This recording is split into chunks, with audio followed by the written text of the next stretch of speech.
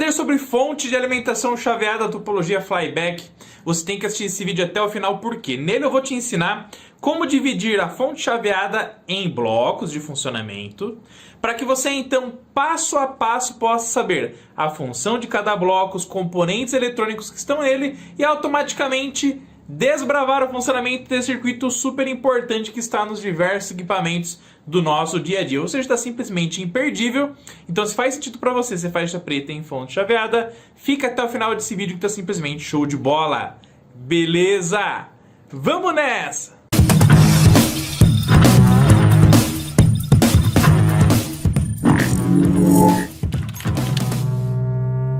Galera, que esse vídeo aqui é direto ao ponto, sem enrolação, então crava o dedo no like, se inscreve no canal se você é novo por aqui e todos os links que você precisa acessar estão aqui na descrição do vídeo para você baixar e-books do Eletrônica Fácil, conhecer todos os nossos treinamentos, a loja Eletrônica Fácil com todos os nossos produtos também, tá sempre o link aqui na descrição do vídeo. Agora vamos pra cima! Minha amada família Eletrônica Fácil, a grande dica que eu dou para vocês, sempre quando vocês forem analisar uma placa eletrônica, um sistema eletrônico, um circuito, entre qualquer outras coisas neste mundo fantástico, é o seguinte: é sempre dividir o problemão em problemas menores.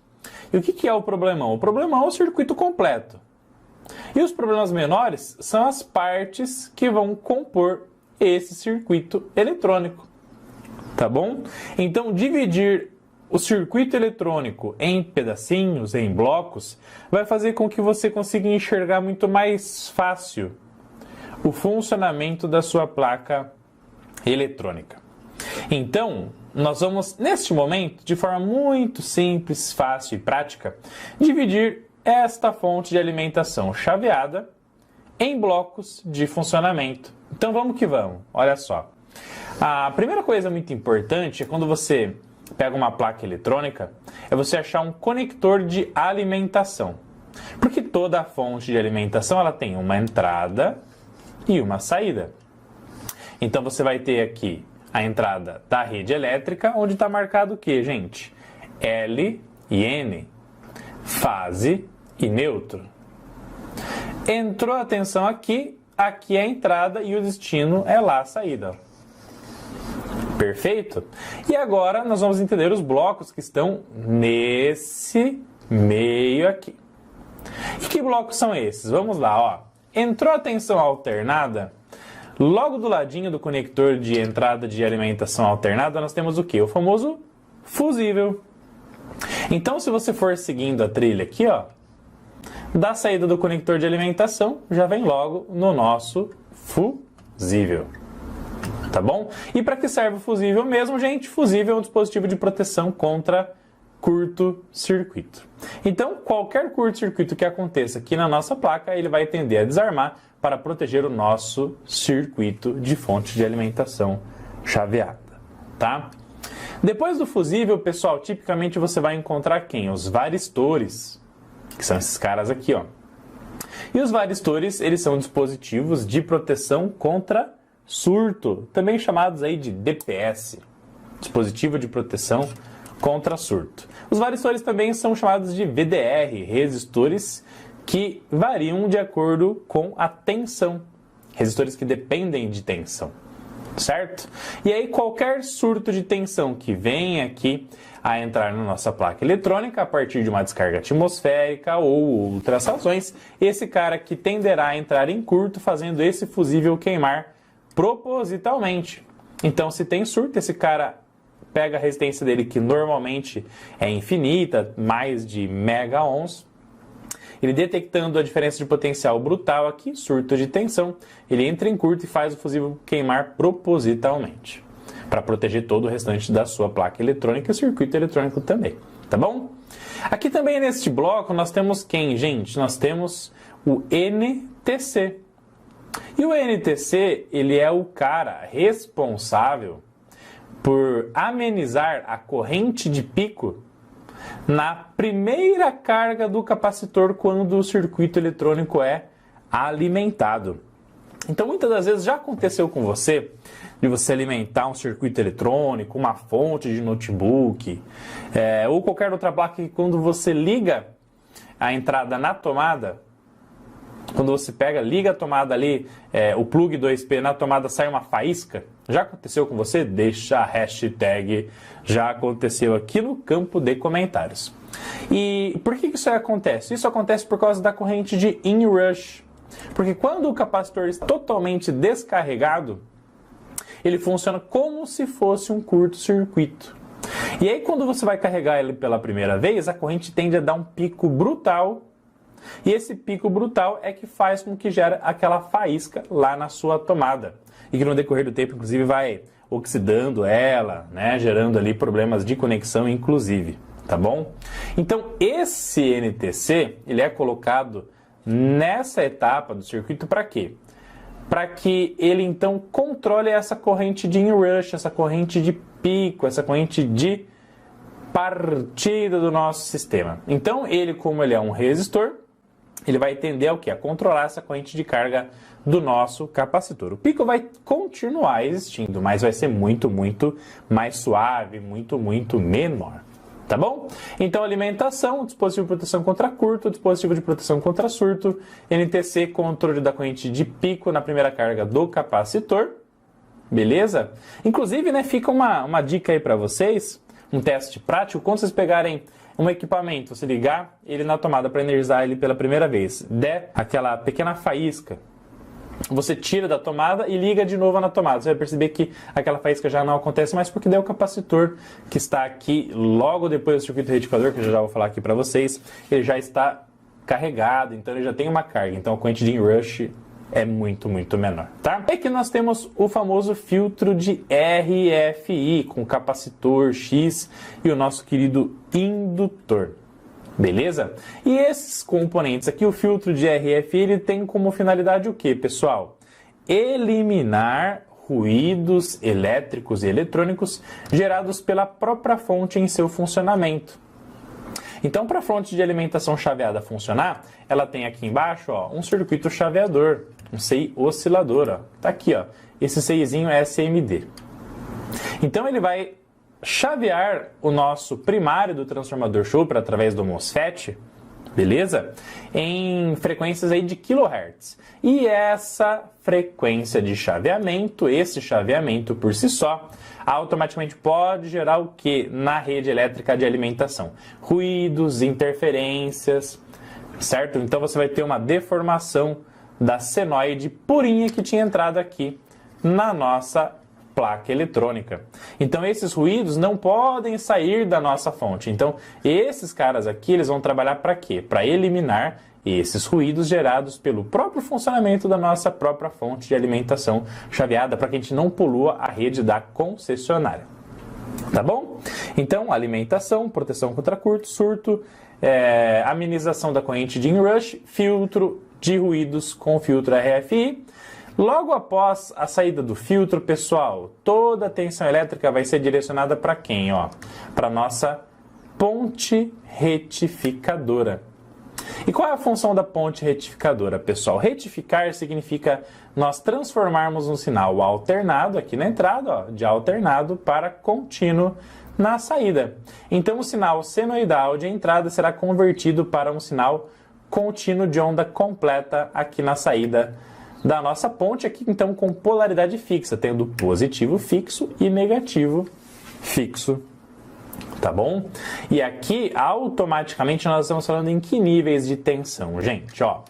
Se você entrar com uma tensão aqui da sua rede elétrica de cerca de 127 volts, 110 volts, tá? Você tem essa tensão com o valor RMS. Porém, o pico dessa senoide, o valor máximo dessa senoide, vai girar em torno de 127 ou 110 vezes a raiz de 2, porque é assim que você encontra o pico da tensão que está alimentando essa placa eletrônica aqui, tá bom? E aí esse pico vai girar em torno aí de 170, 180 volts.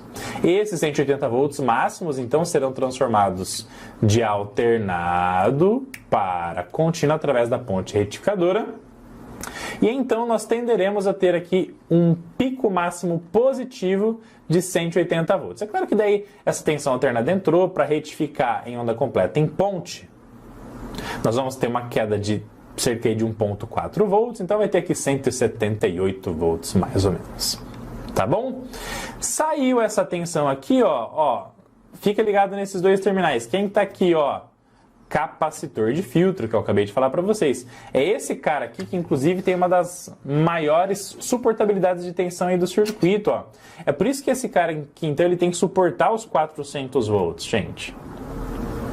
Porque toda a tensão alternada vai ser retificada e o pico da tensão vai ser armazenado nesse capacitor aqui, de 47 microfarad, 400 volts, tá bom?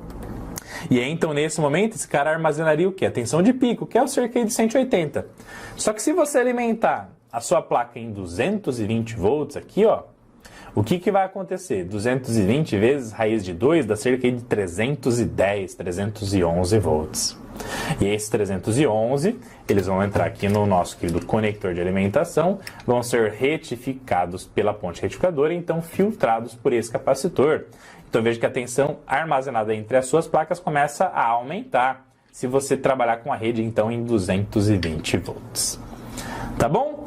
Então olha só como essa fonte já está sendo dividida em blocos. Deixa a hashtag fonte top aqui no campo de comentários e vamos para cima. Bom, gente, então tendo convertido o sinal alternado em contínuo e filtrado pelo nosso capacitor, toda essa tensão ela vai ser enviada para quem? Para o enrolamento primário do nosso transformador Chopper. E esse enrolamento primário, ele está conectado neste elemento muito importante da nossa fonte de alimentação chaveada, que é o nosso MOSFET chaveador. Então, o MOSFET, ele está em série com o enrolamento primário do transformador Chopper. Então, o positivo, ele vem, entra no Chopper, a saída do enrolamento principal aqui do primário do Chopper vai no dreno do MOSFET e o source do MOSFET vai então no negativo da nossa fonte, tá? E aí o MOSFET em série com o primário desse Chopper, ele vai trabalhar como se fosse uma chave eletrônica.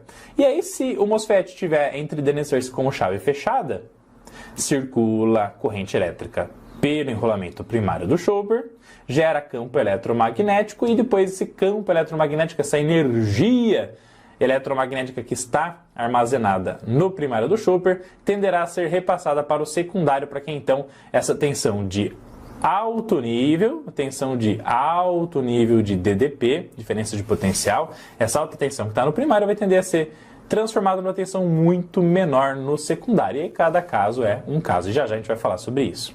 Tá bom? Então, se esse cara está como chave fechada, primário do Chopper energizado, gera campo eletromagnético e toda essa energia tem de ser, no decorrer do tempo, transferida aqui para o secundário. Se o MOSFET está em saturação, então, chave fechada, enrolamento primário do Chopper energizado com sucesso.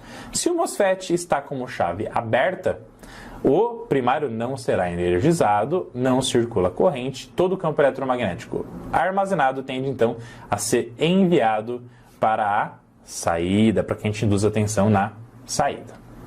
Beleza? Então, MOSFET em saturação, Chopper primário energizado, enrolamento primário energizado. MOSFET em corte, chave aberta, enrolamento primário do transformador Chopper desligado. Tá bom? E é claro que para o MOSFET fazer esse controle aqui do enrolamento primário do transformador Chopper, automaticamente alguém tem que controlar o seu terminal, o seu gatilho de funcionamento, o terminal que vai falar para ele, MOSFET, atua como chave fechada, MOSFET, trabalha como chave aberta, tá bom? E qual é o terminal do MOSFET que é responsável por determinar se ele vai trabalhar com chave aberta ou fechada? É o terminal gate, é o gatilho do MOSFET, pessoal.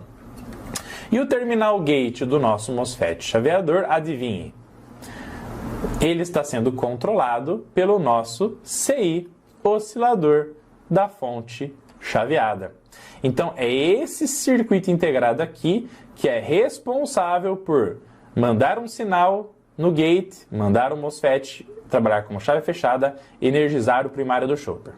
Ou tirar esse sinal do gate para que o MOSFET então entre em aberto e o MOSFET entrando em aberto desligue o primário do chopper. Tá bom?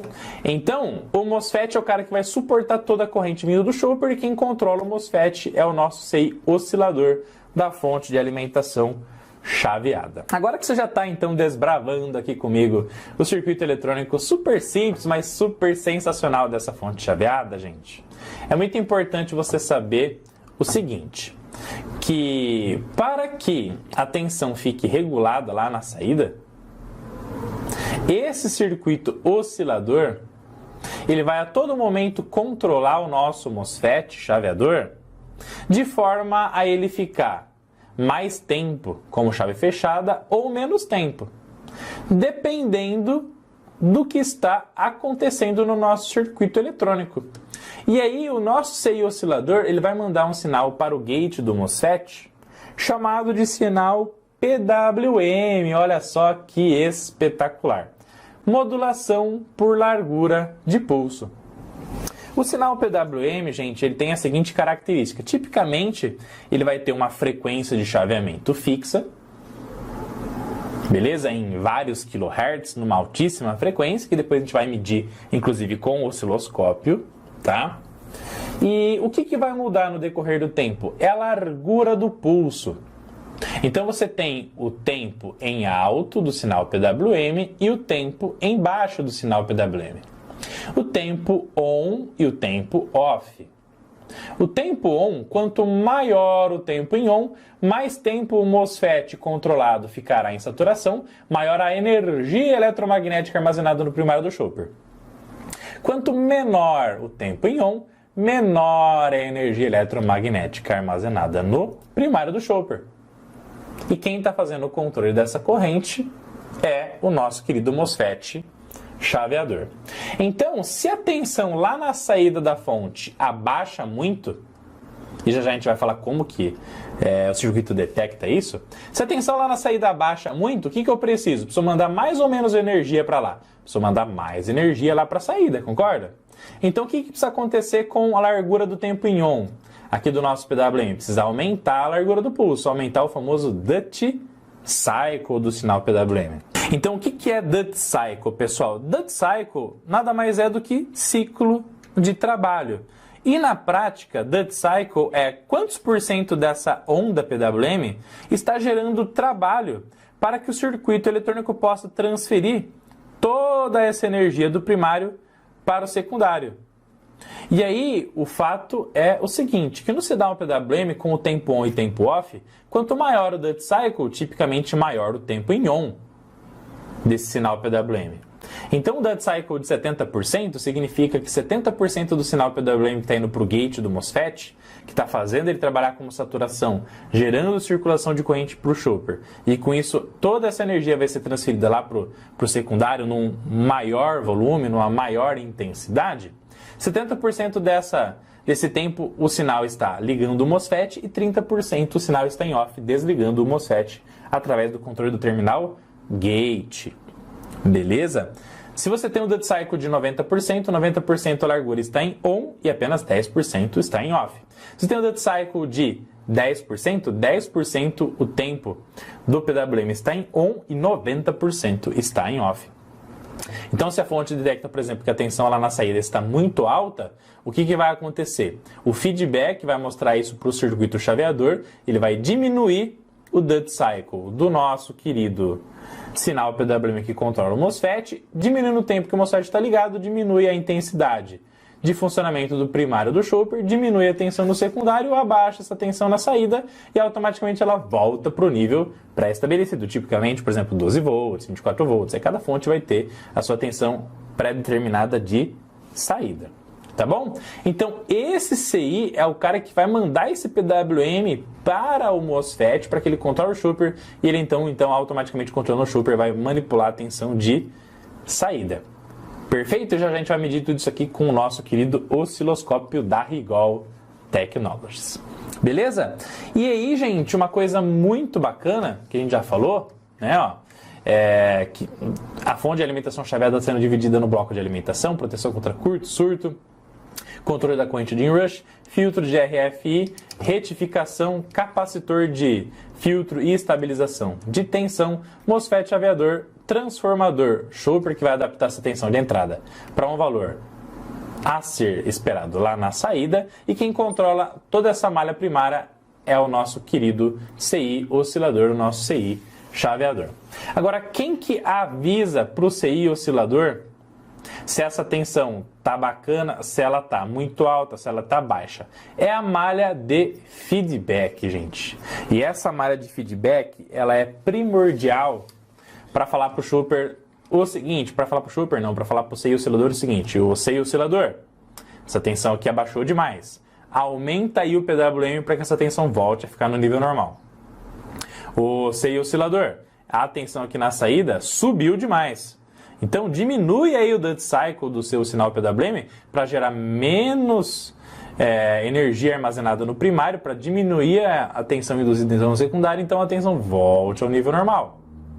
E aí toda essa malha de feedback está vindo aqui, gente. Olha só que espetacular. Toda a tensão aqui de saída, ela vai pegar, vai ser aplicada num conjunto de componentes eletrônicos, onde os principais são o TL431 e o fotoacoplador e os resistores aqui do divisor de tensão.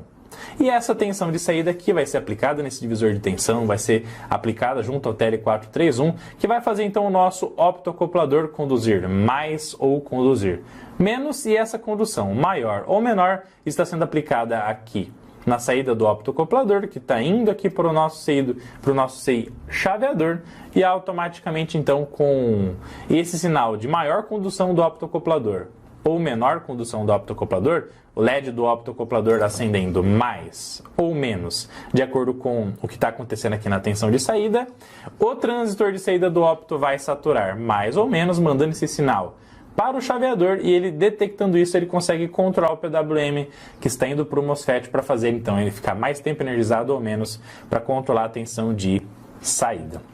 Então a malha de feedback, que é toda essa malha, é responsável por manter a tensão de saída o mais estável possível no valor pré-determinado. Então, se você precisar de uma tensão de 12 volts aqui na saída, se tiver 13 aqui, esse 13 vem, o feedback interpreta essa tensão, vai fazer o optoacoplador funcionar de uma forma diferenciada, onde na saída ele vai avisar o oscilador, que vai fazer diminuir o nosso querido duty cycle no nosso MOSFET, para induzir menos tensão no primário, induzindo menos tensão no secundário e voltando para 12. Da mesma maneira, se cai a tensão da rede aqui, por exemplo, então você tem lá uma tensão da rede de 127 volts. Se essa tensão aqui cai para 90 volts, o que vai acontecer? Diminui a tensão aqui na malha primária, vai diminuir a tensão aqui no primário do chopper também, que vai induzir menos tensão lá na saída, concorda?